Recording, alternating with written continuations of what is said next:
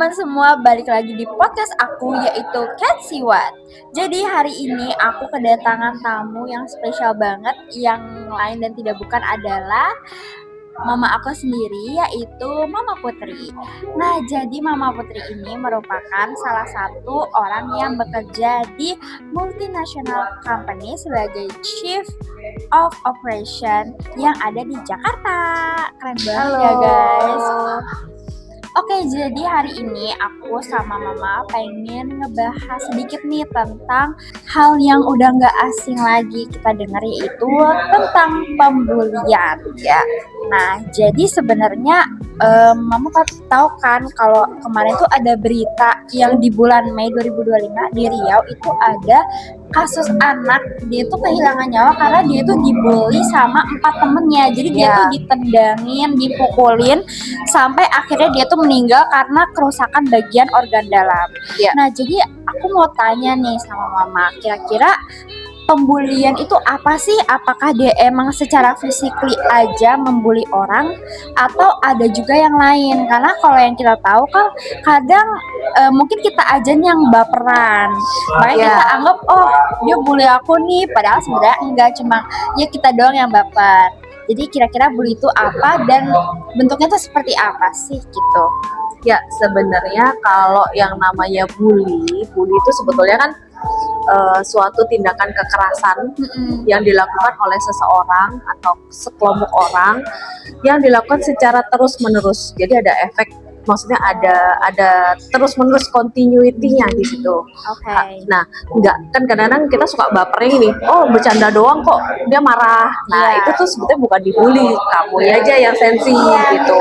Nah, kalau dibully itu lebih ke arah tindakan kekerasan, tindakan menghina, mengejek apapun itu yang dilakukan oleh seseorang yang dia merasa lebih superior, dia merasa lebih kuat daripada temennya atau yang jadi korban dibully itu, dan itu dilakukan terus-menerus dan memang tujuannya untuk menyakiti orang itu. Oh, bukan gitu. Karena bercandaan semata. Bukan hanya karena bercandaan, dan biasanya pembuli itu akan merasa senang, mendapatkan kesenangan ketika yang dibully ini nangis atau dia merasa sakit. Nah, itu yang ngebully itu happy gitu. Soalnya biasanya kan kadang beti-beti ya, beda tipis antara bercanda sama bully. Ya, kadang kan kalau misalnya bercanda keterlaluan, nah kayak kalian nih masih muda-muda kadang bercanda kan kelewatan kadang-kadang. Cuman kan kalau namanya bercanda kan hanya sesekali. Tapi kalau dibully itu terus-menerus, dia kayak objeknya dia terus nih gitu. Jadi dia objeknya sama dan merugikan si korbannya menyakiti korbannya. Nah, kemudian kira-kira nih dalam pembulian itu biasanya apa aja sih yang termasuk bully? Apakah cuma kayak sekedar mukulin atau nendangin atau ada yang lain juga gitu? Sebenarnya bully itu ada beberapa kriteria ya untuk bully. Yang pertama memang secara fisik. Nah, itu biasanya memang udah masuknya ke ranah hukum ya kalau kayak gitu ya, kan mukul, terus menyakiti secara fisik. Tapi ada juga bullying itu yang dari verbal. Oh, verbal tuh berarti menghina, ngejekin. Itu tuh juga termasuk sudah membuli. Kan ada kadang-kadang ada satu temen yang dia terus nih diajakin nih, yang lain enggak, tapi dia terus, jadi apa-apa dia tuh kayak dia tuh, kalian ketawa rame-rame. Nah, itu namanya pembulian secara verbal. Itu juga termasuk dalam kategori membuli. Terus selain fisik ada verbal, terus juga ada dari sisi sosial. Betul. Jadi kalau sosial itu kalian itu mengucilkan seseorang. Jadi udah jangan temenan sama dia.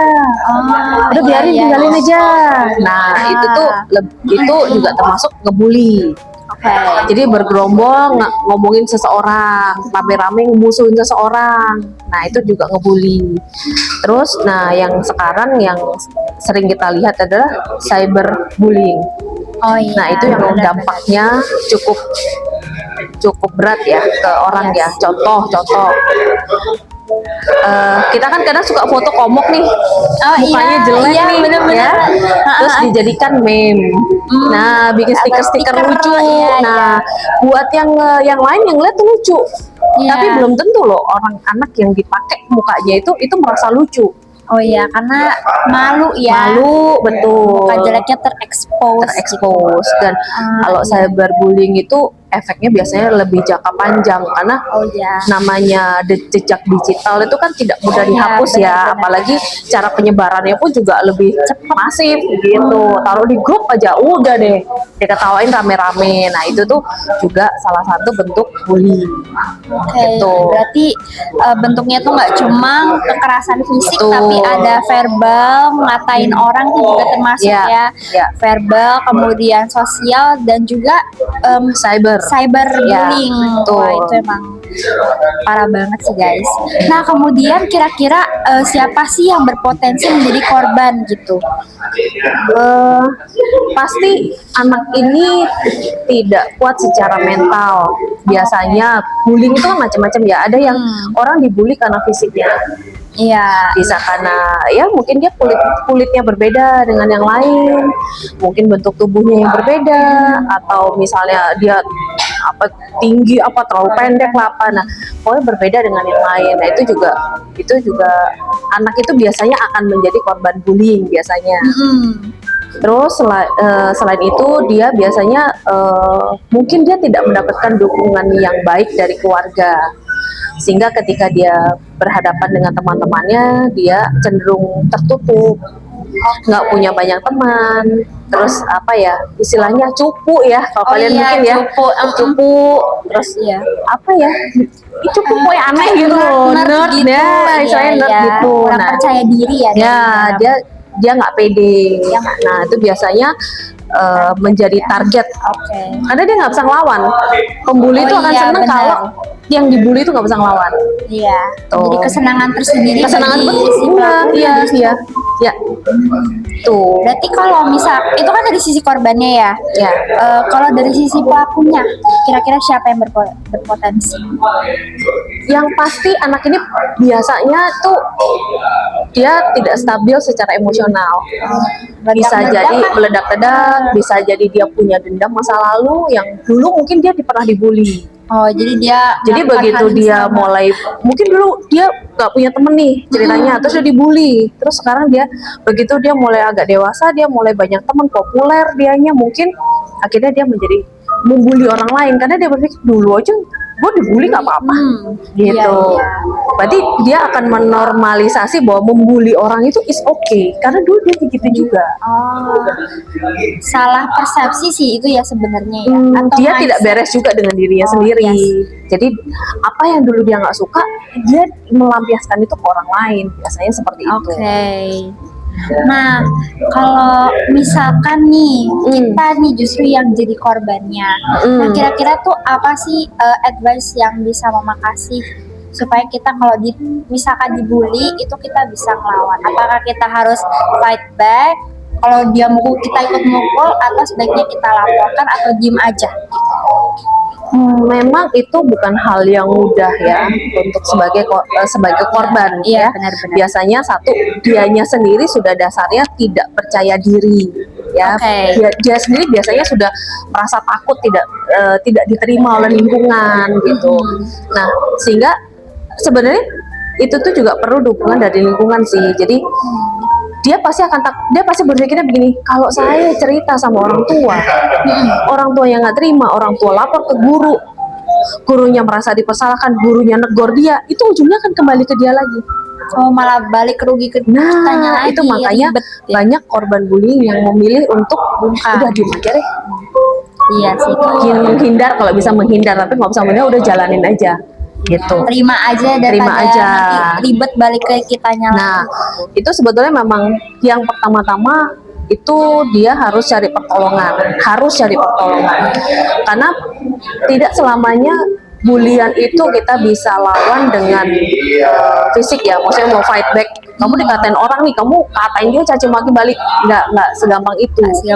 Karena sebetulnya yang ketika kayak verbal nih contohnya ya, ketika kamu dikatain orang dan kamu sakit hati, yang kena itu sebenarnya internal kamu nih. Personality kamu nih, ya mental health kamu nih yang kena nih. Nah, itu kamu harus bisa mengobatinya dulu.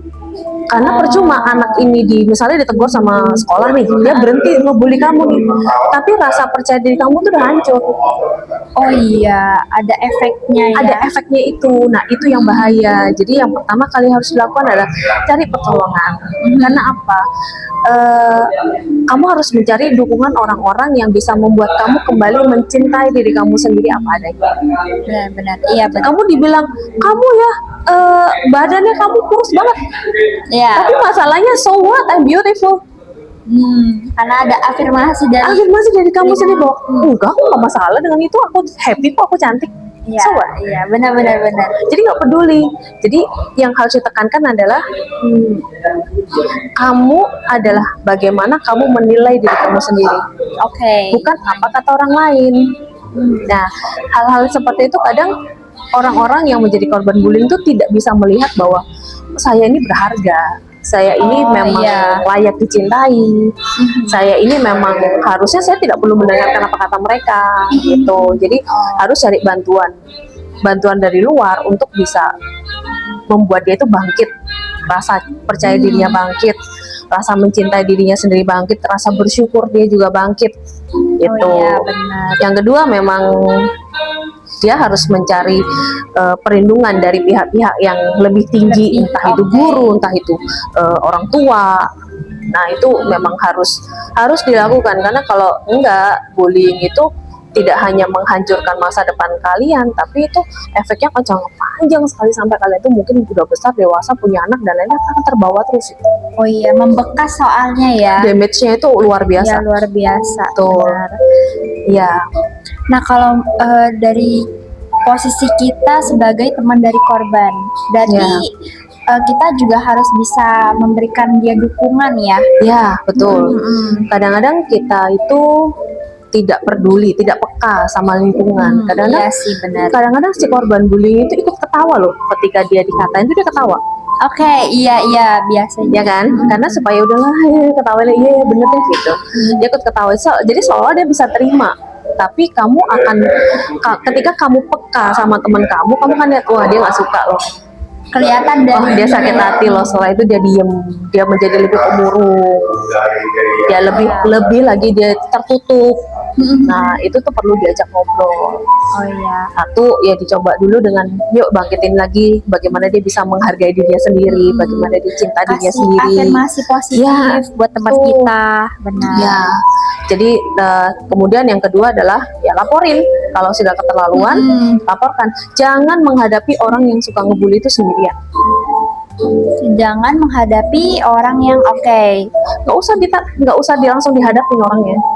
Laporin aja, karena sudah ada mekanisme. Karena anak ini sendiri yang si pembuli belum tentu dia membuli temannya karena hanya iseng, enggak, bisa jadi dia sendiri juga ada sesuatu yang dia juga sakit juga istilahnya. Gitu. Iya, soalnya kan kadang tuh biasanya orang tuh misalkan dia peka nih, tapi dia pura-pura tutup mata karena nggak udah ya urusan sama mereka, mendingan masih ikut campur deh gitu. Iya, takut ribet atau malah justru kitanya sama dianya jadi musuhan cuma gara-gara ini. Betul, jadi kayak kamu ngebelain ya jadinya ya. Iya, gitu. Kayak gak asik banget sih gitu. Biasanya sih gitu ya. Jadi makanya lebih baik ya berteman tuh secara positif aja. Kalau memang ada teman-teman yang toksik ya, istilahnya yang kok ini orang kayak gini sih gitu, mendingan menjauh aja udah. Menjauh, iya benar. Jauhin. Gak usah yang ditabrak balik, tapi lebih baik menghindar. Daripada bikin masalah baru. Betul. Kadang-kadang kita mau nolongin nih, ujung-ujung malah kita yang dibully sama dia. Iya, malah gantian kita tapi selanjutnya. Iya. Nah, kalau terhadap bully ini nih, kira-kira ada nggak sih tips atau hal efektif buat memerangi pembulian seperti ini? Kalau buat mama sih yang pasti masing-masing dari kita, kan kita tidak bisa berharap orang lain bisa melindungi kita ya. Iya. Pasti kita melindungi diri kita sendiri dulu nih ya. Jadi yang pasti kalian itu harus selalu berpikir positif. Oke, dari mindset kalian sendiri. Dan yang kedua, kalian tuh mengisi diri kalian tuh dengan skill, dengan ilmu, dengan bakat, talenta itu kalian asah sedemikian rupa sehingga kalian tuh percaya dirinya tuh naik. Iya. Kan ada orang-orang yang mungkin tidak punya banyak kesempatan di sebelumnya, sehingga dia nggak kurang terlihat, sehingga dia merasa kok saya nggak pede sama dibanding teman-teman ya gitu. Nah, salah satu rendah diri, betul. Jadi salah satunya adalah ya do something gitu loh, ikut lomba kayak benar-benar nilai kamu dinaikin kayak dibagusin kayak jadilah juara 1 segala macam. Nah itu tuh otak betul ya. Jadi isi value diri kamu sendiri itu lebih diisi lagi supaya kamu nggak menjadi korban dibully, karena kamu punya rasa percaya diri yang tinggi. Orang mau bilang apa juga emang bodo amat, mikirin gue bisa sendiri ya gitu. Iya benar. Berarti salah satu paling efektif adalah mindset sama ubah perilaku kita buat lebih baik ikut kegiatan-kegiatan lain yang lebih positif lah ya, yang lebih positif, mengisi diri sendiri ya memang lingkungan tuh penting ya, dari pihak guru, pihak sekolah itu juga sangat berperan ya. Iya, berperan penting. Kadang-kadang guru tuh kan melihat, oh anak-anak ini kok mulai bercandanya mulai nggak beres nih, perlu guru untuk stop ya, kalian ngapain, gitu, perlu ditegur. Karena bully itu tetap ada batasannya ya. Ada bullying yang sudah melanggar hukum. Iya. Itu perlu sebenarnya dari pihak sekolah itu ada edukasi, ini loh hukum di Indonesia tuh seperti ini. Tahu nggak kalau kamu mukul orang, kamu kena denda loh. Kamu mukul orang di jalan nih, kamu ditangkap polisi, kamu bayar loh 2 juta satu tuh 2 juta tuh. Iya. Bayar tuh. Jadi nggak sembarangan kamu bisa pukul orang gitu. Terus kayak cyberbullying kan juga sama. Itu juga ada undang-undangnya juga kan? Iya, ada undang-undangnya. Itu harus diedukasikan ya. Betul. Kalau bisa mungkin seminar kali ya, bikin seminar seperti itu supaya anak-anak itu tahu, oh ternyata negara kita tuh adalah negara hukum yang nggak bisa seenaknya seperti itu. Benar, nggak bisa seenaknya sama orang. Ya, dari sisi orang tua juga perlunya adalah memperhatikan anak. Iya, kemarin anaknya ceria, kok sekarang setiap kali pulang sekolah dia kok murung ya, ada masalah apa ya, kok nilainya turun ya. Biasanya kalau dibully itu biasanya nilainya turun. Iya, karena dia down kan gitu, pasti ngaruh nilainya. Bisa mikir jadinya.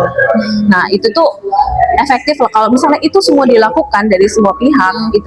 Itu mama yakin tuh pasti kasus bullying segala macam itu bisa turun. Iya, karena saling berkaitan sih sebenarnya ya, saling berhubungan ya. Anak itu kan bisa dibully karena dia nggak pede dan segala macam juga kan, mungkin ya orang tuanya juga sibuk kerja, tidak memperhatikan anak di rumah, peran orang tuanya kurang. Guru juga sama, kadang guru juga ada yang cuek kan biasanya ya, bahkan malah guru adalah pembulinya.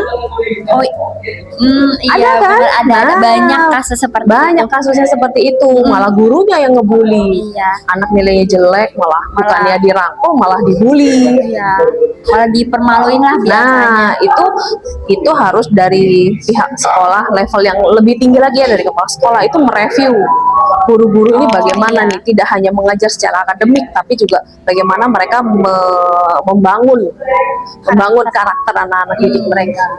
Sebenarnya kayak di Suci juga mama happy karena kalau di Suci kan diperhatikan sekali ya perkembangan anak ya. Sampai kalian ngomong nggak boleh ngomong kasar ya. Itu diperhatikan segala tingkah didenda juga kan kalau misalnya kalian ada kasar, dipotong, ada poin-poin yang dipotong. Nah itu tuh sangat membantu untuk mengontrol anak-anak ini supaya mereka menjadi pribadi yang positif. Istilahnya kayak membangun habit. Membangun habit, menghargai orang lain. Itu penting. Yes. Nah, oke teman-teman, jadi itu aja pembahasan kita hari ini tentang pembulian. Semoga dari video ini kita bisa lebih sadar diri, lebih peka, dan juga lebih mencintai diri kita sendiri, guys. Oke, sekian itu aja dari kami. So, bye-bye guys. See you next video. Hai teman-teman semua. Jadi di sini aku mau menambahkan sedikit nih, bahwa tadi kalian dengarkan podcast aku dengan mama aku tadi, yang dimana aku itu ada sempat mention dimana ada sebuah berita, lebih tepatnya di Riau tahun 2025 yang lalu, dimana seorang anak SD harus kehilangan nyawanya akibat ditendangi oleh 4 teman sekolahnya yang masih sama-sama duduk di bangku SD. Nah, pasti teman-teman sangat berpikir banget nih, bagaimana sih hukum yang harus ditimpa kepada pelaku yang masih duduk di bangku SD ini? Karena anak itu kan pasti masih di bawah umur ya, tetapi sudah menghilangkan nyawa teman sebayanya. Nah, berdasarkan artikel yang aku baca, bahwa sang pelaku hanya dikembalikan kepada orang tuanya saja berdasarkan Undang-Undang Dasar dalam kasus perundungan. Nah, jadi teman-teman, kita bisa melihat di sini bahwasannya hukum undang-undang yang ada di Indonesia terkait dalam penindak tegasan dalam menangani kasus perundungan ini masih tergolong sangat ringan ya teman-teman, sehingga masih maraknya terjadi kasus perundungan karena pasti banyak pelaku-pelaku yang berpikir bahwa hukum di Indonesia terlalu ringan sehingga tidak apa-apa untuk melakukan hal tersebut. Nah, hal itu akan sangat disayangkan karena tindakan dari pihak berwajib pun juga sangat longgar. Oleh sebab itu, sangat mencuat pertanyaan bahwa apakah sebenarnya hukum undang-undang di Indonesia itu melindungi para pelaku atau melindungi para korban? Karena korban tidak mendapatkan keadilan yang setimpal, yang pantas. Karena pelaku hanya dibebaskan, tidak ikut proses hukum apapun, hanya dikembalikan kepada orang tua saja. Sangat disayangkan. Oleh sebab itu, sangat diharapkan bahwasannya di Indonesia dapat mempertegas kembali hukum bagi pelaku meskipun ia masih di bawah umur. Sekian itu saja. Terima kasih teman-teman.